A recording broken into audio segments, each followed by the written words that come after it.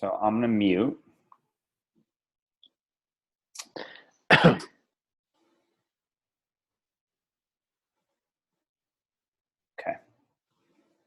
So today's call, like we said last week, is kind of a call it what you want, hot seat call, evaluation of the business call. And Helgi's going to start off this week with what he's doing in his business and kind of give us tidbits of how he's doing, what his accomplishments are, what his struggles are. And so we could all kind of chime in, maybe take some notes on what we could do better or how we can see if we could help him better. So that's basically, and then we'll have a little Q&A. Helgi's only got a few minutes to chat about it. So we'll get right into it. Camelia, do you want to start with some questions for Helgi? Well, Helgi, why don't you give us just a quick overview of where you are in your business right now? Okay, so, I got at the moment I have four clients that I'm working with. One is about to finish her program. That's the client that I have. And like last week we talked about, I laid off a little bit on my post because I was posting on regular basis. I mean, every single day, one post a day about mindset. But then I think like 2 or 3 weeks ago, I just stopped for whatever reason. It's probably just laziness. So I decided to use the system that I'm implementing with Gary and Brian. So last week I put up the system. So now I have 2 slots in my calendar that I use for writing posts and finding a material to write about. So I write for the whole week. So it's the whole week is set up. And I've been trying to get more people into my group. So for the last week, I got 15 new people to join my group. Which group? It's a just closed Facebook group. Okay. All about the mindset stuff. Excellent. And that's where I'm at. So I mean, I basically just see that I have to continue just to write posts, educate people about mindset. Probably my biggest struggle is I don't know if it's something I don't know, a new thing here in Iceland, the mindset and working on your mindset. I think it's kind of new for people just to realize that how much it matters if you want to succeed. That's a struggle? No, I mean, no, it's just to educate people, to tell them that mindset matters. Okay. Because I don't think people really pay attention to it. It's not like, I don't know how it's in the US, but I think it's something, I don't know. I can't put it into words. It's like a life coach is something new.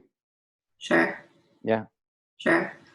So are you struggling in terms of how to educate people or struggling in terms of relating to people? I don't understand. No. It's just like if I want to draw in more clients. Okay.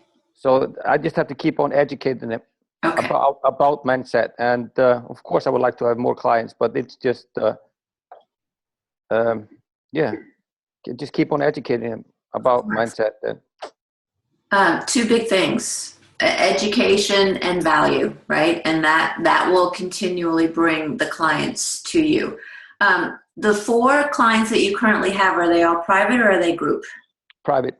Okay. And are they in a 12-week program, a 6-week program? What kind of program are they in? 12-week program. 12? All of them are in a 12-week? Yeah. Is that the only program that you have? Is it just the 12-week, or is there a different? I have a 6-week program as well. Okay, all right. Is there a specific format or funnel that you take the people through in order to get them to be clients? So, for example, you're starting to re-engage in the posting. You added 15 new people to the Facebook group. what's the next step? What is the layers that you will do to eventually get them as clients? I probably need to do the loans that we talked about during the mastermind in Montreal. So I need to take 7 days to take them through the process, and then launch, tell them about the program that I'm offering. Instead of just throwing the program out, this is what I'm offering. What is the 7-day launch? I wasn't at the mastermind. I'm sorry, Gary. It's a 7-day video series on Facebook for launching the program. But Helgi, what worked the first time? Well, I offered it at a very low price. Mm-hmm. And that's what I got. Yeah. That's the first time I did it, and it sold out very quickly. Mm-hmm. But it was very cheap. Mm-hmm. And I don't want to make it that cheap, because it was like it was only a 6-week program for like $150. But it was a lot of private calls, and it was a lot of work. This is the second rollout of the program, or the third rollout? The third. So I changed the price. So you changed the price? Yeah, I changed the price.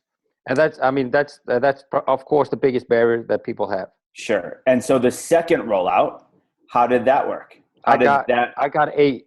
Yep. At what price? At the same price. No, it was actually a little bit more expensive. It was $250. And the price that you have now is what? For the private, so for the same, it's close to $450 a month. So double. Yeah. Okay. And is there anybody paying that price right now? Yeah, I got. Those are your 4. Those 4, yeah. Okay. All right. So the flow then starts from driving people into your private Facebook page, going through the 7-day video series. Have you started that at all within? No, I didn't start it. Okay. And is there, this is now where you need to engage folks into the Changemaker calls with you. Is there your call to action within that Facebook private group to drive them to the consult with you? No, I haven't. So that's probably what I need to do, is if people are interested. Yeah, but it's not a if you're interested question. It's find out more information. Let's get on a call and talk about your mindset, right? It's the assumption that they will talk to you. Okay, if you ask people, everybody's natural tendency is always no. Think about it when you talk to your kids, when you talk to people. What's the first thing they always say without even thinking? It's no. So their natural assumption is to be, no, I don't want to do that. So always make the assumption that they're going to, and craft your call to action to say, talk to me about come have a mindset assessment or consultation with me. Yeah. So everybody note that, right? Because that's a big deal with calls to action, right?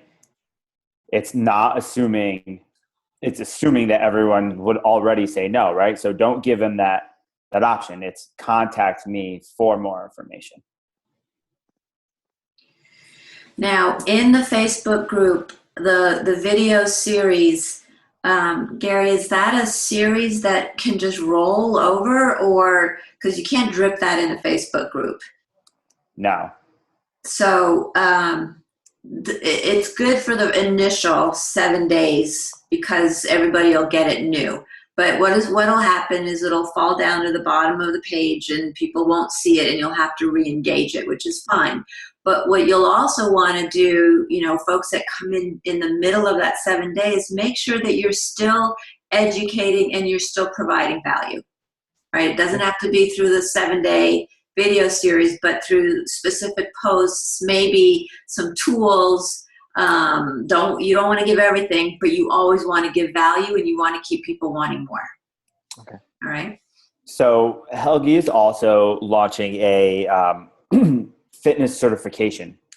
And Helgi, in launching that certification, you can use the same model for MPA that you're using for Facebook. And what he's doing is that's exactly what he's doing, Camelia, is he's educating people and then driving people to wherever, right? But he's educating them, giving them the information, and he's getting, from what I see, Helgi, getting good positive feedback and a lot of views on that.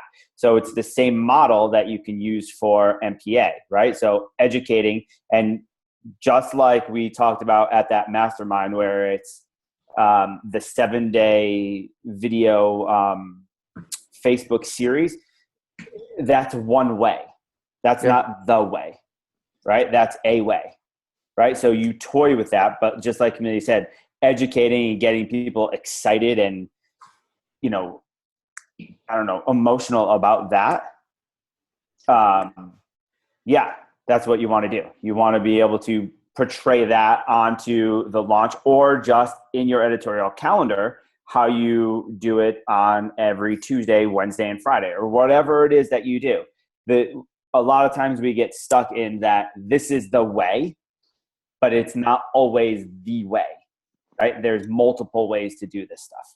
It's like we talked about last week, the multiple polls. Yes. You always want to have multiple avenues to drive leads to you. Helgi, do you have a website? For the mindset? Yeah. Yeah. You do. And is there a contact capture tool on your website? So No. folks, I don't know for contacting emails and stuff. Yeah. No. Okay, that's going to become important. Do you have it for your cert, your certification? Yeah. Yes. All right, good. It's just like Gary said, the same principles, the same foundational tools that you're putting in place for the certification, you're going to want to do for your mindset. What's the back end piece of what software that you're using to capture your emails? Is it a Constant Contact or an iContact or MailChimp or Aweber? Aweber. It's Aweber. So see, the thing about just putting people in Facebook is that there's no way that you can consistently auto-respond to them. There's no autoresponder concept within Facebook. So it's difficult to generate the sequence and the funneling that you want to do to consistently communicate with people. So that's why having the same thing for your cert, for your mindset is good. Do both. Capture them into Aweber, tag them as a mindset client, and send out the follow-up campaign to drive them to your consult. Okay. And that one's better. Sorry, Gary. Yeah. That one's better because it's going to be consistent emailing that you can do. That you can also embed testimonials and social proof and some additional value in there as well. Okay. Helgi, right? It was for the cert, it's the headline, and then it's for the cert, it's click here for level 1, but it could be for more information, right? And then the video of the information. Yeah. Right. I don't want everybody else on the line to get overwhelmed with what we're talking about right now with having the website and how it's structured like that. Helgi's that's just part of his business right now. And that works, Helgi, right? We know that works. So it'll work with MPA as well as it works with the cert. Okay. Okay, so I think we identified, number one, just to stay consistent, like you started to do with your postings. 15 new people joining your group means people are interested. They already want to know what you have to offer. So let's build the funnel to keep them engaged and driving to the consult, one-on-one consult with you to put them into the 6-week at $450. Yeah. Now, Well, consult, I changed the structure of that program. So instead of 6 weeks, it's either 8 or 12 weeks now. So they pay $450 for 4 weeks. So it's $450 a month. excellent. Okay. And it's either 2 months or 3 months for the program? Yeah. Okay. And you determine that after having a discussion with them? Yeah. See what their needs are? Yeah. All right, beautiful. Okay. Well, we'll just write it about 20 minutes, Gary. All right, Huggy, we'll let you go. Real quick, do you have any advice to give everybody else on the call or listening to the call about, starting the MPA or struggles that they may be having? Do you have any advice for anybody? Yeah, just do the opposite of what I did. It'll be fine. All right, brother. No, I don't know. I think they can manage. Man of many words. All right, brother. You get to work. I'll talk to you later. Okay, bye-bye. Bye, Huggy. Bye-bye.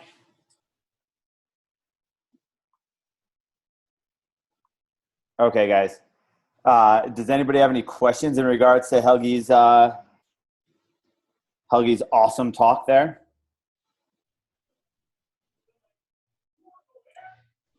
Okay, I'm just going to say real quick, on calls like this, use these calls. If there is a point right now where nobody has any questions about anything, that's crazy. Use these calls. These calls are super important for your businesses and super important for your growth. Use that. Go ahead. I'm just glad you let us know we didn't all need to get a website right now.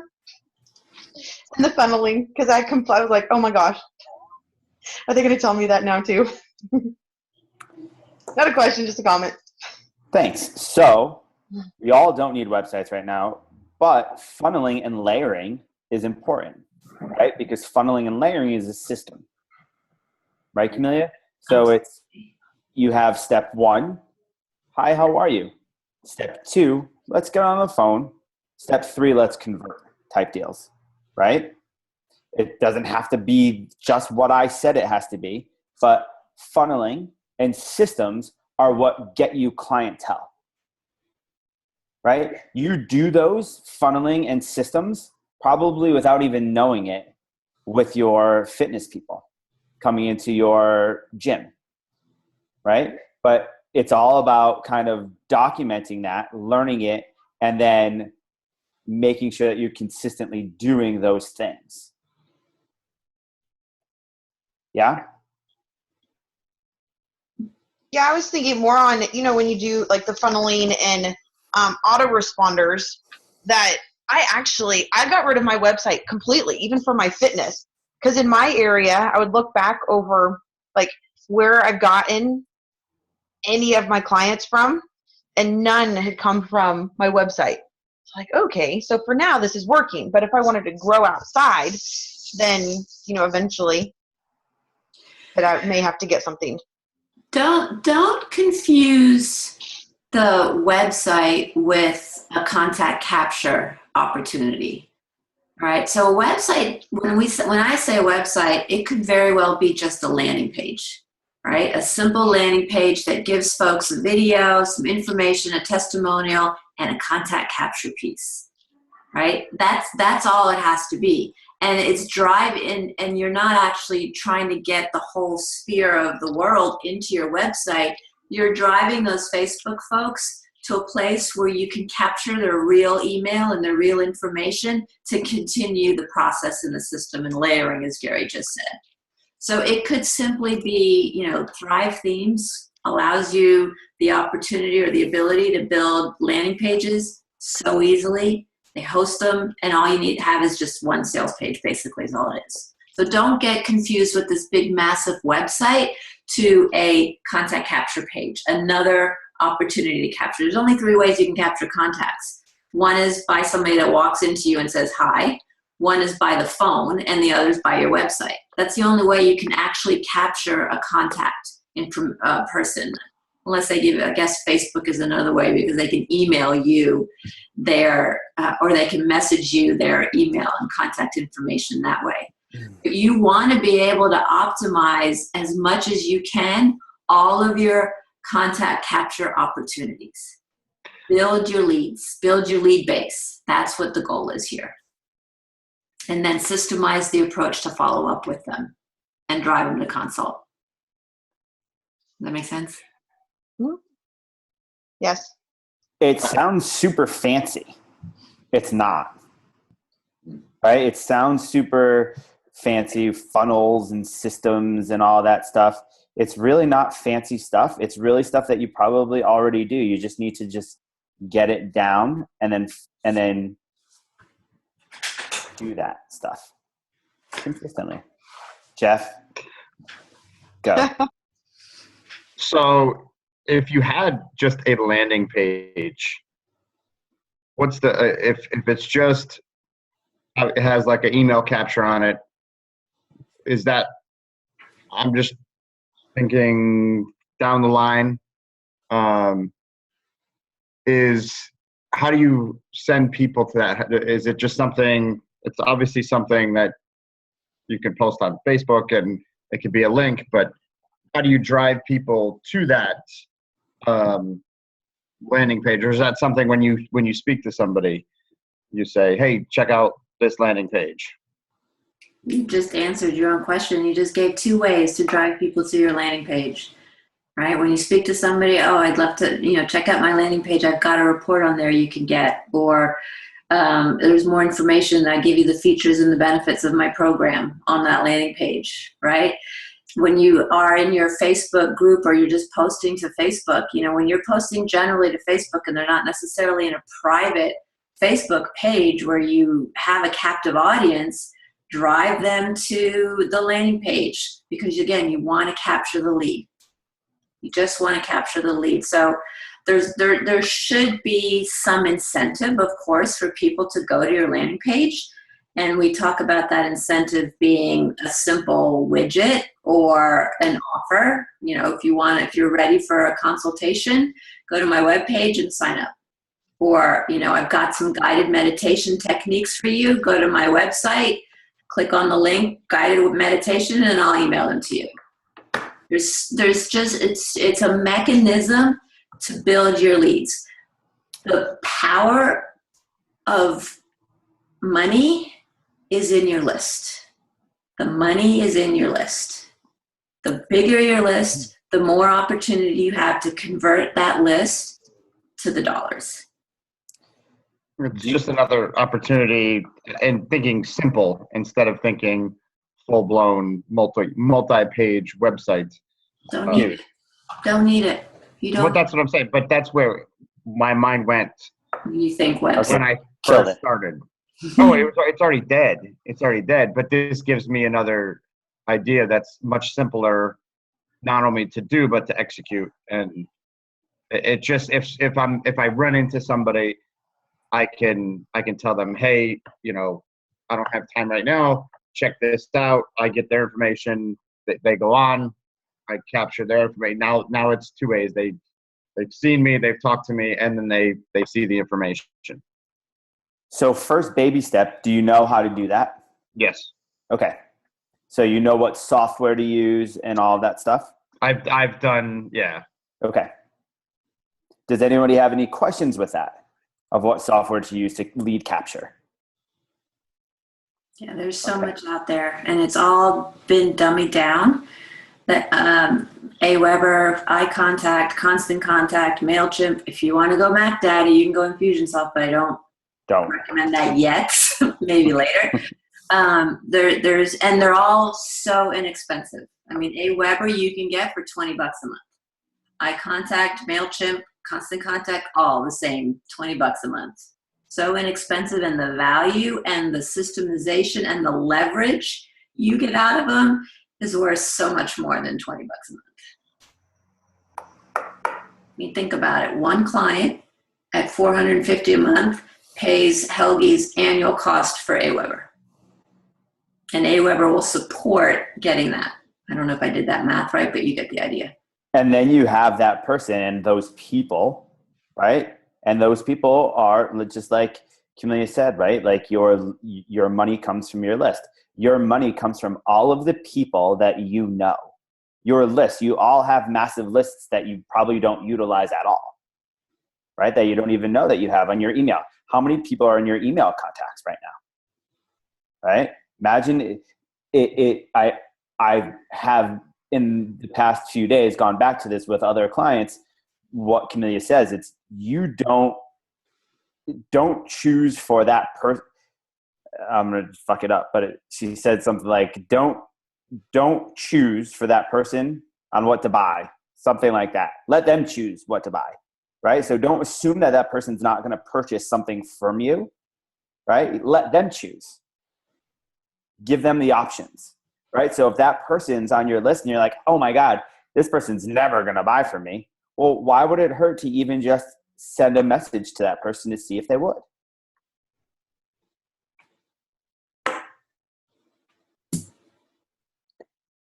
Anything else?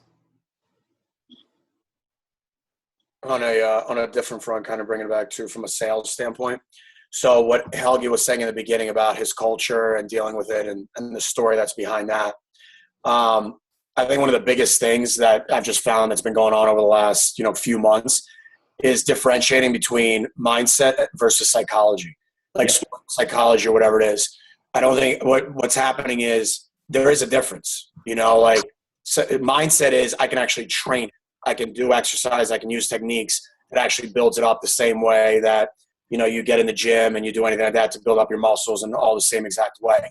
The psychology part is more about reviewing, going back, what's holding you back, all that type of stuff. So there's a different methodology. Mindset's more about action and here's take these steps and it'll get you there, versus psychology, I feel like, is more about let's revisit the past and figure out and how to get over. And I think the two are molding in their own way. I'm sure they are. But I think from a mindset perspective of when you're selling it to people, it's for people to understand that here's a fundamental difference, is that we now know that you can use these exercises and techniques to just move forward and get your mind going and get your mind focused and efficient and keep moving forward, versus, I think psychology brings in the old story of, oh, I don't need psychology, I don't need help. Because I know a lot of these cultures, especially out there, like I know in the Russian culture, for instance, I talk to different agents and different people and they're like, oh, they're not going to go for that shit. Don't even talk to them. The Russians don't give a shit about that. It begins that crap right away. And with the younger crowd, I think that's complete BS. I think they are into this, but the old crowd, yeah, hell no are they into it. There's no doubt about it. They're crazy, but it is what it is. So what I have found in regards to psychology and mindset is that psychology is very academic, right? There are specific people that came up with specific psychologies, right? In the past, 100 years. I think there's like 4 or 5. And they're different in certain ways, right? Different thought process and something, but there are people relate to those things, and because they've been around for a really long time, right? And it's very hard for people to relate to mindset, right? Super hard. But what I have found in just coaching individuals is that if you need a reference to relate something to, right? Stoicism is a very good reference to reference what mindset actually is. Not all of it, right? But what I have found is that it helps a lot of people, especially in people or cultures like Russia and Iceland, where they're very fixed-minded and there's no dynamic mindset there. Is that you come across and you say, okay, well, this is what this individual said 2,000 years ago, right? It still plays into what's happening right now, right? And, people talk about Buddha and all of that other stuff in religion. You don't want to get into religion, right? But Stoicism's a little bit different. It's a little bit tougher. It's a little bit more mindset-y of control of your reaction, which what mindset kind of performance really is, right? And that's just my 2 cents on that. I don't know what you have to say, Camelia, about that, but I completely agree with you, Vince, when you say that psychology, people get held up on the psychology of specific things, and this is much different than that. Yeah, and it all goes back to what Helgi identified as a struggle, is the educating of the people, right? And you have to pick a way to educate your targets, your people, in a manner that they can relate to. And Gary just gave a great way to do that. But for everybody, it's going to probably be a little bit different in terms of how you educate and hit the hot points or hot buttons for the people that you want to work with. It's all going to be different. And the way you do it depends on your style, your way of doing things. And the beauty of what we learn in MPI is that you have the dynamic mindset versus the fixed mindset. A great example on my end is I have a friend who's an attorney, and he's Jewish. Not that that matters, right? But he's Jewish, so his culture is a certain way, right? So he's like very fixed on specific things, and we're really good friends. And yet he still is like, "You're too woo-woo for me." And I'm like, I'm the least woo-woo individual on this planet. Like, let's talk about things like this. And he's like, come on, like positive mindset shit is just crap and all this stuff. And I agree that being just positive, saying there's no weeds, doesn't mean that there's no weeds, right? But when you get on a certain level and hit a pain point that individual has, which I have with him, and it's like, oh my God, I get it now, right? It's all about kind of pain points and feeling it out. And that's why being dynamic and not being so fixed on a certain way of doing something is so important with what you guys are doing as Mindset Performance Academy professionals, is that you're able to have that dynamic mindset and adapt and adjust to each individual. That's great. So it's kind of, I look at it as you're telling a story of what you're doing. Because I think, and if I look back at what I used to do when I first got in the industry, working with young athletes, I would always tell Brian, they don't understand, they don't get it. I have to educate them on what I do.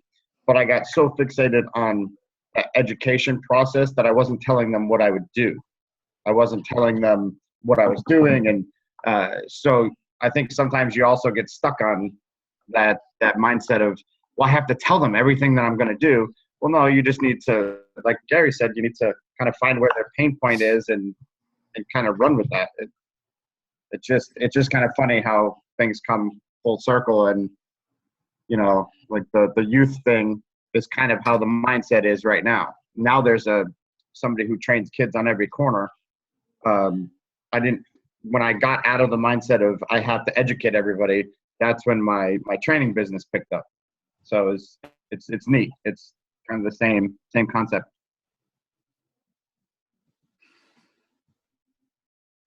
Awesome. Anything else?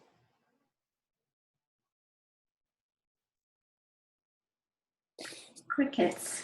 Yeah, I do want to say one thing real quickly, is that for the past 3 weeks, I've been really, really kind of doing some serious due diligence on mindset coaches out there, and have been talking to people that have written books about mindset and like positive attitudes and stuff like this. And one thing that I have found that is consistent across the board, right, is that, and maybe it's just the people that I've talked to, but they all have struggles, just like we all do, right? But they have said, I need to practice what I preach more often, right? They're writing about it. They're posting things on Facebook. They're posting things on Instagram of this is how you should be acting, but yet they are not acting that way, right? There was an article in Forbes magazine a while ago about an individual, and he made all these claims about some things, and we talked to him, and one of his biggest things were, I did that because I wanted people to think that I had a positive mindset and that I could help teach people how to have a positive mindset. Now, the beauty of all of this, guys, is that you have the positive mindset. That the value that, I know we talk about value a lot, but in MPA, you are like the upper crust of mindset performance individuals. There are people out there who I do believe are super, super smart and super, super knowledgeable and practice what they preach. But it does come down to hang on one second. I'm sorry. I don't mean to. Just gotta mute Matt real quick so I can hear him. It does come down to, guys, practicing what you preach on a daily basis, right? Like, are you guys doing your mindset exercises every day? Are you guys, what you tell your clients, are you actually doing that stuff? Or have you gotten to a place where you're telling the clients to do it and you're finding that you don't have enough time to do it yourself? That was just one thing that I just wanted to bring across, because Camelia drives that home to me about, she said this to me the other day. It was, I don't make her a non-negotiable, right? Like, you have to make that stuff non-negotiable, right? Because that then will catapult believe it or not, it'll catapult your business, because a lot of times we fall off track with that stuff. Right. So I just want to say, like, you guys are the upper crust of all this stuff, because I know it because I do it with you. And I've also really delved deep into this mindset game that people are playing out there. And you guys know it. You guys really know it. And this is not a pump up, blow smoke up your ass, because I don't do that and I don't believe in that. But I do want, whatever, Jeff. But I do want you guys to understand that how important this is. This is not, this ain't a game. This ain't a game. This is some serious shit. That is so true. That last, go ahead, Stacy. On following up with that, so say you're talking to a client and you're like, okay, you just have to do it, but even just the doing is hard for them. How do you explain to them how it's different than, well, yeah, if you could just eat right, then you would get results too. That's different than if you just do the mindset. How do you explain it? Does that make sense? But how is it different? Because if you're not eating habits, it's a set of tools, it's a set of habits that you're instilling in your life to be better, regardless of whether it's eating right and tracking your food in a journal, or journaling your mindset and doing a daily tracker. They're all still tools and systems that you're putting in place to make your mind better, to make your diet better, to make your body better. It's not different. It's a system. Right, but so then that would, to somebody that has tried and repeatedly, every time I am tracking, then it works, and then I fall off. It's like we're trying to say, no, we're instilling these beliefs in you to where if you do the steps, then all that other stuff will come easier because you will have changed what your stories are. Does that make sense? Yes, Stace, I think from like what I'm getting the vibe off of is that, yeah, it's okay to fall off the train. The point is that you're now aware of how to get back on. That's the difference. It's like you don't beat yourself up anymore and go, all right, I know nutrition's important. I know I have to do it. I fell off the train. Okay, I just got to get back on now because I know the importance of what it does to me. Like, you become so much more aware of, when you do eat right, the clarity that it provides, the energy that it provides, all that type of stuff. Like, it's helping them understand that here's your base system that works for you. And if you fall off, it's coming back on and not beating yourself up. And it's a normal part of having a dynamic mindset, is that it's okay to fall off. I think that's one of the biggest differences, is that what happens is people will start to beat themselves up that they're off the train. It's like, well, there's nothing to beat yourself up about. Like, it's okay. Like, we get busy, shit happens, things go on. It's just a matter of now, that I'm aware that this is important. This is like, like Amelia was saying, what Gary was just saying, the non-negotiables. That's the bottom line, is I know now a set system for myself that this has to be in place. No matter how you spin it, I know my nutrients, and that has to be in there as a part of the equation. And when it's not, and I'm getting a different result, then I'm aware of it. That's the difference now, is that this is something that becomes automatic now. It's not negotiable, right? That I can do it sometimes, not do it sometimes. Like, it has to be there all the time. And if you fall off, identify it, get back on. Yeah. But don't you think, but I'm thinking they don't get to that place where it's a non-negotiable until they've actually done the mindset training. Go, Gary. So this is a beautiful conversation, right? What, I had this conversation with Brian, and I had this conversation with someone yesterday. Vince, what he said is correct. And a story that Stacy has is correct for Stacy, right? But what I'm going to say may be different than what Camellia is going to say, but what I'm going to say is, Stacy, when you have a training client and they fall off their nutrition, right? Or they fall off their workouts or whatever it is that happens, right? Who do they turn to when that happens? That's a question. Who do they turn to? Sometimes they don't turn to anybody. They just stop. They're just like, fuck it, I'm quitting the gym, I'm done. Well, I guess it depends. I mean, it depends on the client. But no, if they're committed, then they turn to me. They turn to you. And then what do you say to them? To just stick with it. Okay, well, let's go back to the drawing board and see where you're getting stuck at, and like start from there. Like take baby steps. Beautiful. But they come to you, right? Because you're their trainer, right? Correct. So you're their accountability. You're their trainer. You're the one that's saying, okay, well, let's be aware. You fell off track. It's okay. We're going to do this and we're going to keep going because, this is our goal or whatever it is, right? They come to Stacy.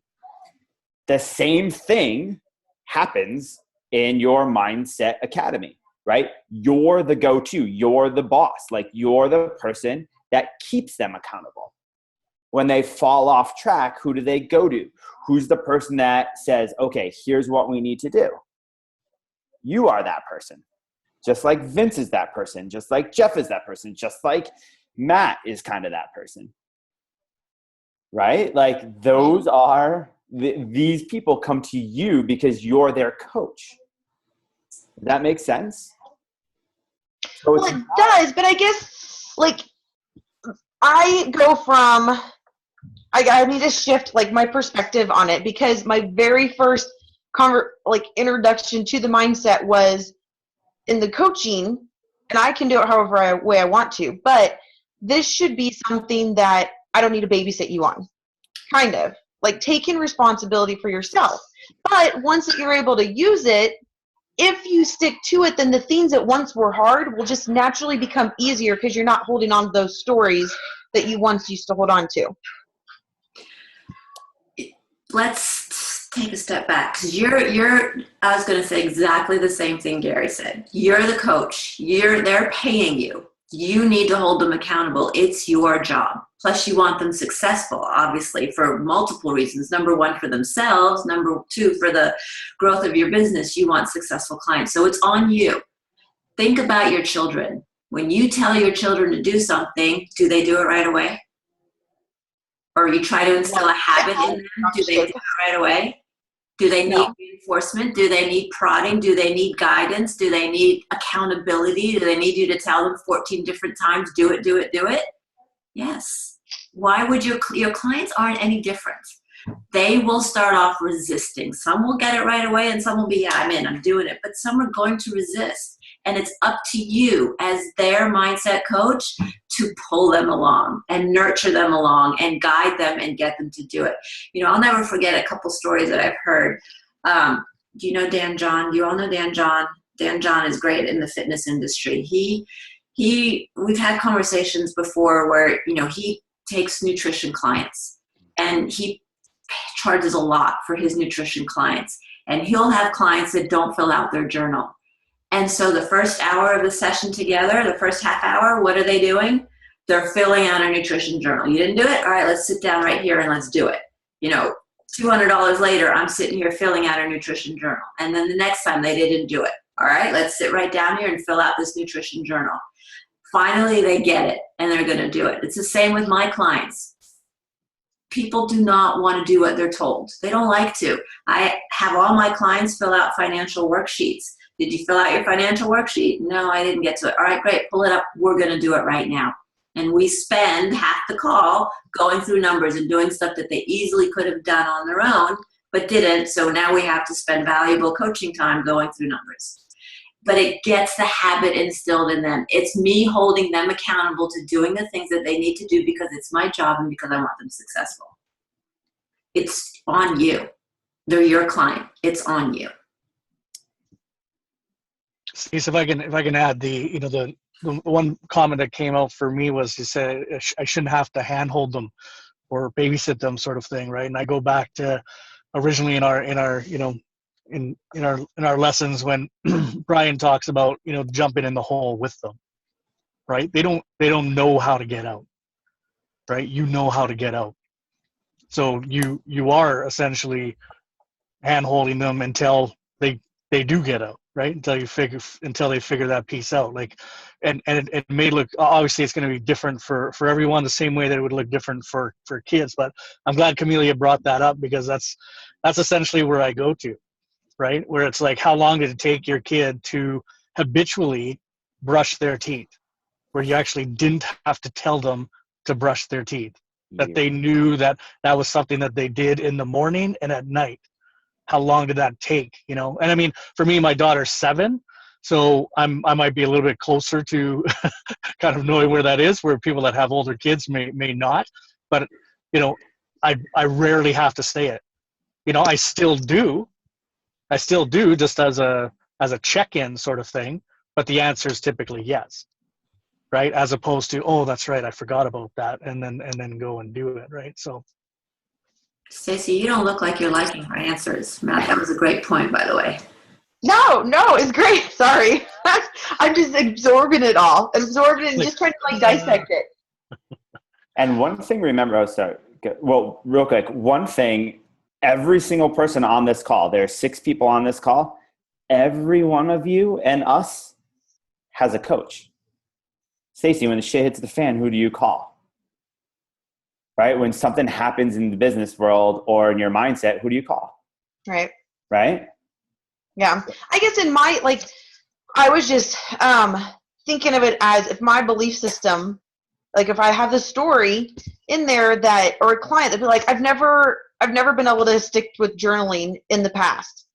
And I'm saying, trust me, if you just do the journaling, then the things you thought were hard in the past are correlated to a story that you're holding on to. So you'll adapt and they'll go away. And you know what'll help is if at the beginning of the program, before they're even signed on with you, in your presentation, you set the expectations. These are the things that I expect from you, and these are the things that you can expect from me. And journaling is one of them. What are the expectations that you have to do in order to be successful in this program? And if you set that stage at the very, very beginning, you're always going to go back. Remember, we talked about this before you even signed on. I told you these are the things that you're going to need to do, and let's get back to them. So lay those expectations out at the very, very beginning, and you'll find that resistance probably will still be there, but it'll be less. and not only that, I'm thinking about kind of our journey or whatever else, and I was challenged with journaling.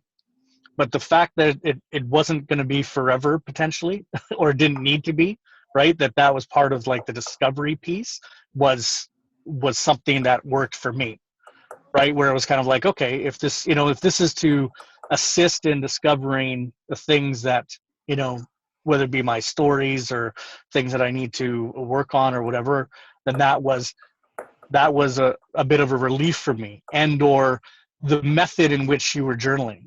Right? So I wasn't doing it pen to paper necessarily. I was doing it on my phone, right? So I had a notebook on my phone, and I would just write notes in my phone. Well, that worked for me, as opposed to pen and paper wasn't working for me, right? And so again, that could be my resistance to that. And Camelia and Gary would probably say whether it has to be a certain way or not, but I think the only system that works is the system that works for that person. But the fact of the matter is that you are their coach. You are responsible. They're paying you to do what you promised them you were going to do. So you do have to hold them accountable. Now, the goal is to ultimately have them sustaining and being able to sustain their dynamic mindset when you're gone. And that's where you want to take them. But initially, you have to be the one that drives the habits for them. And focuses them on the habits and keeps them doing it. You have to. It's what they signed up for. Yeah, Stace, I've got a couple of things on it. The first thing that I always utilize is your why. Like when you're working through with your clients, do you have them really think about an exercise in the beginning of like, why are you doing this? Do I have them? No. Oh, gosh. I just have my group stuff now. I need to go back through my own modules. Even with the group stuff, do you make sure that they know why they're doing it? Like, do they go back to that deep purposeful of like, this is why I'm doing this? Like, do you have that? Probably not. Not again. So that's one of the things that I found with consistency is that when shit hits the fan, I always bring it back to, but you said you wanted this because of this. First step in anything, right, is admitting whatever. You have a problem, you need help, you want to do all that stuff, right? But bringing it back to the purpose of why you're doing it is always going to be your outlet and your anchor to when they start falling off the train, it comes back to real simple. You said you want to do this because of this. And when it's deep and they know it, right away the correlation of why they're doing it and all the other reasons that the stories of why they're doing it brings them back to, oh shit. Yeah, no, I know I said that. So you're holding them accountable to, this is why you're doing it. But it's got to be like really, like they got to know, why are you doing this? Like really, what's fucked up? What's crazy? What is it? Why are you doing this? Then from there, it becomes easy with all the other stuff to bring them back to, you said this, and this is why you're doing it. All right. So that's one of the things that I found is really powerful agent to bring it back to home plate at all times, because you said you want this. This is what your purpose is. What's up? Yeah. So it simplifies it, you know? And then the other thing too is like we've talked about, like when it comes to the takeaway, right? One of the things that I have, like with our students, I've got one simple rule. That's it. One simple rule. Just show up. Just show up. That's it. You're taking care of the showing up process. There's nothing else. I'll help you with anything else. I'll adjust. Whatever things you need, I'll help you put in extra time, extra phone call, extra module, whatever it is. No problem on that end. But you will show up to any one of our scheduled calls or whatever we have. It's convenient. It's easy. Just show up. I had one student who was struggling with showing up.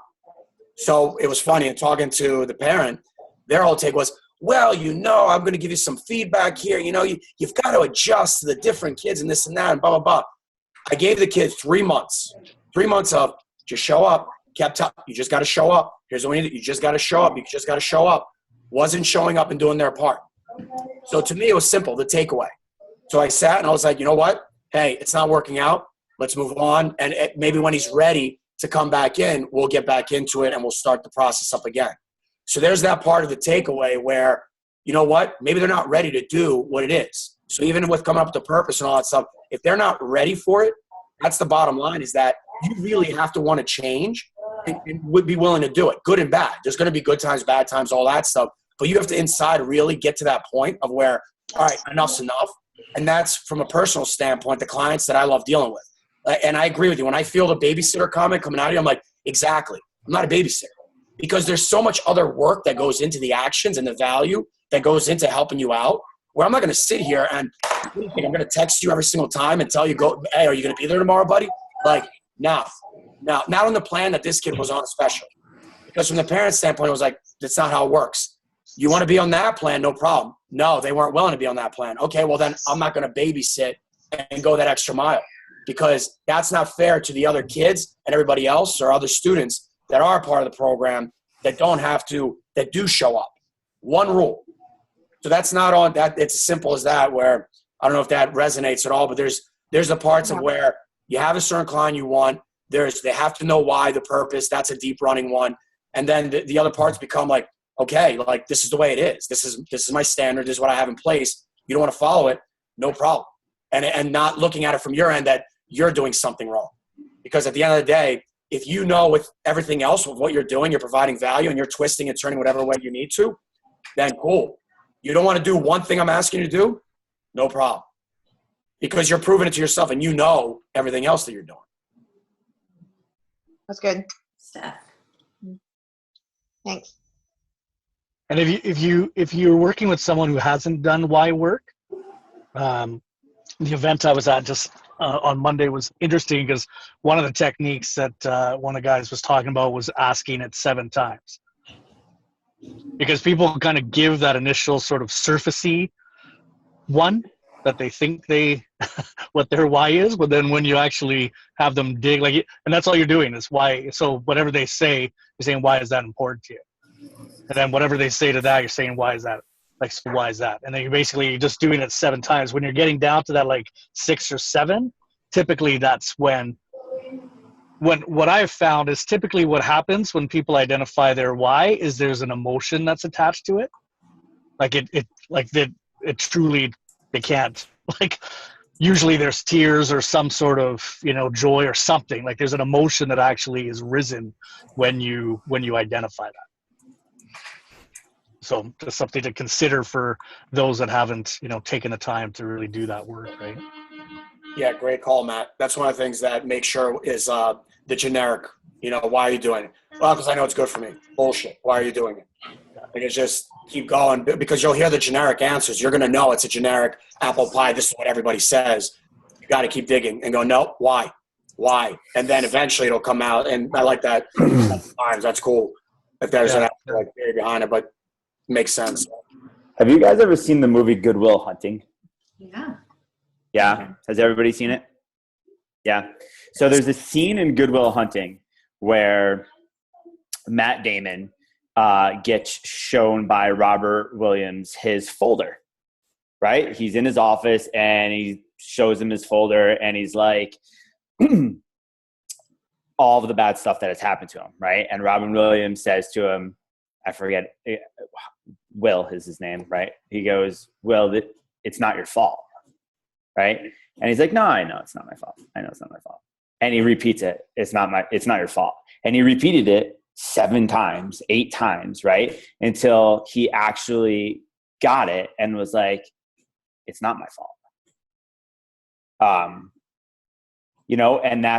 And that's kind of like the why, right? It's almost, it gets down deep into why, right? And then you start to understand that it's not my fault, or why do I really want this?